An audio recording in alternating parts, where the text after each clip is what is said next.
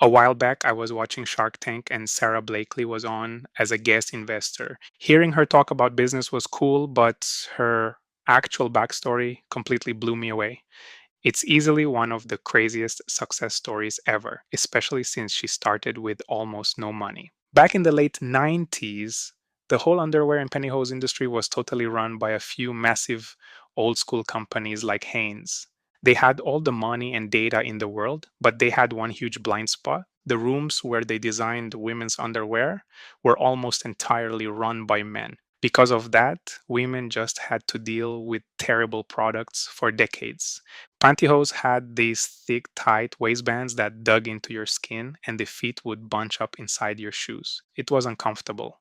But the industry just shrugged because women didn't have any other choices. At the time, Sarah was 27, selling fax machines door to door, and only had $5,000 in savings. She had zero business experience, but she ended up completely changing the retail world. It all started because she bought an expensive pair of white pants for a party and realized she had nothing smooth to wear underneath them.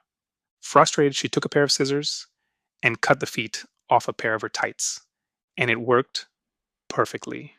It smoothed everything out and it didn't roll up her legs. She knew she was onto something big, but when she took the idea to manufacturing mills, every single owner laughed her out of the room. They told her that if women actually wanted something like that, the big brands would have made it already. They completely missed the point because the guys running the factories weren't the ones squeezing into these clothes for a 10-hour workday. Eventually, one mill owner called her back only because he went home, told his three daughters about the idea, and they told him it was a total game changer. Once she had a manufacturer, she ran into another massive hurdle. She needed a patent, but patent lawyers wanted up to $5,000 just to write it. That was her entire life savings.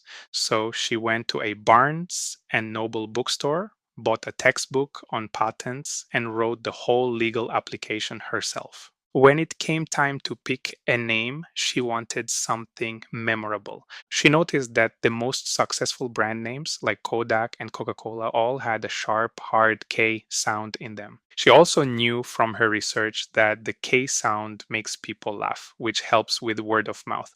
So she came up with Spanx, changed the last two letters to an X to make it stand out on a label, and officially trademarked it for just $150. Getting the product made was hard enough, but getting stores to sell it is where most small businesses die. In 2000, Sarah managed to get a short 10-minute meeting with the head buyer at Neiman Marcus. She knew a boring PowerPoint presentation wasn't going to work against the giant brands, so midway through the meeting, she made a wild move, looked at the buyer, and said, "Come with me to the ladies' room."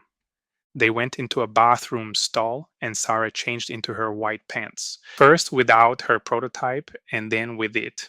She made the buyer look at the difference right there under the bad bathroom lights. The buyer was stunned.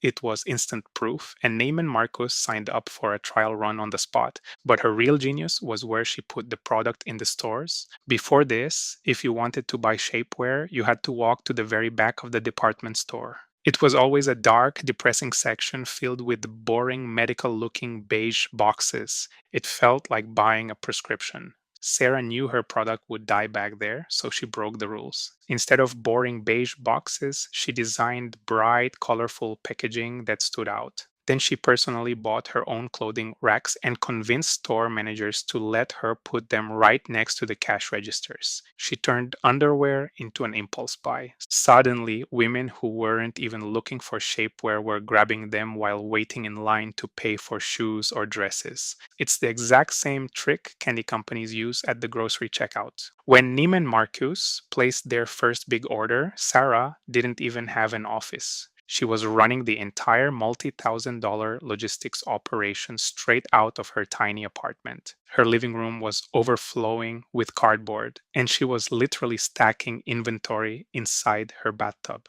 Her boyfriend actually had to quit his regular job just to stay home and help her pack boxes for shipping. Within months, sales exploded.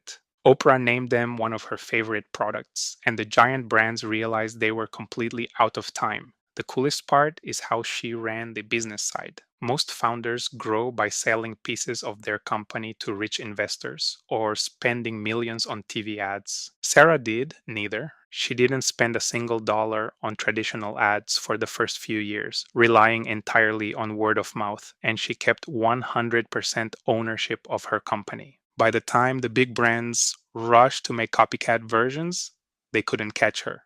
She already owned the checkout counters. In 2012, she became the youngest self made female billionaire in the world.